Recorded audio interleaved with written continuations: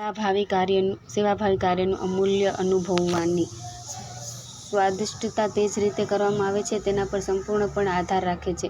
યાદ રાખો, ગરીબો હંમેશા સંવેદનશીલ હોય છે. એક ગરીબ સ્ત્રીએ કહ્યું કે જો કોઈ પણ મને કંઈ પણ આપે છે મને પછી તેના વિશે કહે છે કે તો મને ચૂકવણી કરી છે. હા, ભેટની કિંમત કરતાં શરમ અને તેની તકલીફમાં વધુ કિંમત ચૂકવી છે.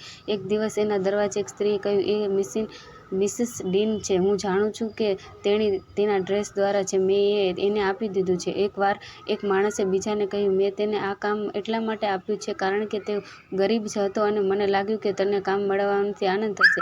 શા માટે તેણે તે માણસને તેની તકલીફ યાદ અપાવી, જે પહેલેથી જ સહન કરવું મુશ્કેલ છે? જો તેણે કહ્યું હોત કે વધુ સારું લાગ્યું હોત, ઘરની નજીક આ કામ કરવાનું ખૂબ જ સરળ છે, મને આનંદ છે કે તું મારા માટે કરી શક્યો. કામદારે વિચાર્યું હશે, મને તેના માટે કામ કરવું ગમે છે. તેની રીતભાત ખૂબ જ આનંદદાયક છે. હવે નક્કી કરો કે સૌથી સરળ. એક સ્ત્રી તેના ઘરે પ્રાઇમરી એસોસિએશનની છોકરીઓ હતી જે કોઈ યોગ્ય વસ્તુને દાન માટે રજાઈ બનાવવા માટે હતી. એક છોકરીએ ધીમેથી કહ્યું, હું અને મારી બહેન જ અહીં સફેદ એપ્રન વગરના છીએ.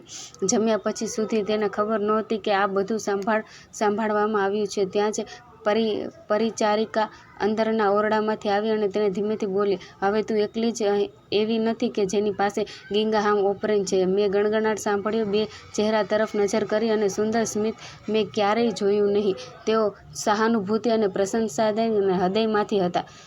अगर आपको हमारी वीडियो अच्छी लगी तो लाइक शेयर सब्सक्राइब ज़रूर करें.